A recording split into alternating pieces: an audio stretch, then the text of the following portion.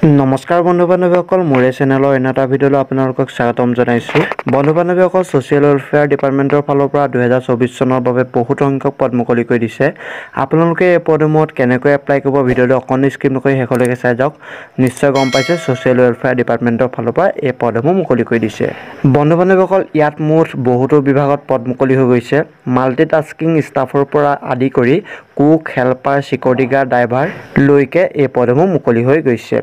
Apply মোডটো আপোনালোকৰ online যোগে চলিব। নিশ্চয় গম পাইছে এপ্লাই অনলাইন যোগে কৰিব লাগিব আৰু টোটেল ভেকেঞ্চিটো বৰ্তমান উল্লেখ কৰা নাই। আপোনালোকে যদিহে পাছ কৰে তাৰপিছতে আপোনালোকৰ জইনিং হৈ যাব। নিশ্চয় গম পাইছে টোটেল ভেকেঞ্চিটো ইয়াত উল্লেখ কৰা নাই আৰু ইয়াত এজ লিমিট বিচাৰিছে 18 বছৰৰ পৰা 45 বছৰৰ ভিতৰত সকলোৱে এপ্লাই কৰিব পাৰিব। নিশ্চয় গম পাইছে ইয়াত সিলেকশ্যন প্ৰচেছটো উল্লেখ কৰিছে ইণ্টাৰভিউ বুলি। নিশ্চয় আপোনালোকে গম পায় এটা এক্সাম হ'ব, এক্সাম হোৱাৰ পিছতে আপোনালোকৰ ইণ্টাৰভিউ যোগে সিলেকশ্যন কৰা হ'ব। ছ'চিয়েল ৱেলফেয়াৰ ডিপাৰ্টমেণ্টৰ ফালৰ পৰা আপোনালোকৰ এই পদসমূহ মুকলি কৰি দিছে য'ত নেকি চেলাৰী দিয়া হ'ব মাহিলীত 15,000 পৰা 85,000 পৰ্যন্ত।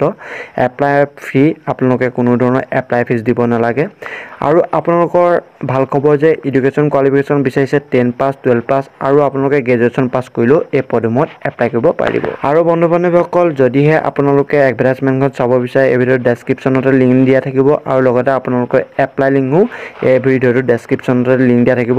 যদিহে আপোনালোকে এপ্লাই কৰিব বিচাৰে মোবাইলৰ দ্বাৰা এপ্লাই কৰিব পাৰিব, নতুবা আপোনালোকে অনলাইন চেণ্টাৰত গৈও এপ্লাইটো কৰি ল'ব পাৰিব। নিশ্চয় গম পাইছে ভিডিঅ'ৰ ডেছক্ৰিপশ্যনতে সম্পূৰ্ণ ন'টিছ সহ আপোনালোকৰ এপ্লাই লিংকো দিয়া থাকিব। এইটো বহুতে ভাল খবৰ ছ'চিয়েল ৱেলফেয়াৰ ডিপাৰ্টমেণ্টৰ ফালৰ পৰা আপোনালোকৰ বাবে এই পদসমূহ মুকলি কৰি দিছে।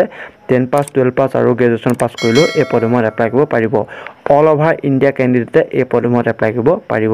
নিশ্চয় এইটো আছিল এটা সৰু ভিডিঅ'। যদি এই ভিডিঅ' চাই ভাল পাইছে প্লিজ এটা লাইক কৰক আৰু বন্ধু বান্ধৱীসকললৈ শ্বেয়াৰ কৰক। ধন্যবাদ। জয় অসম।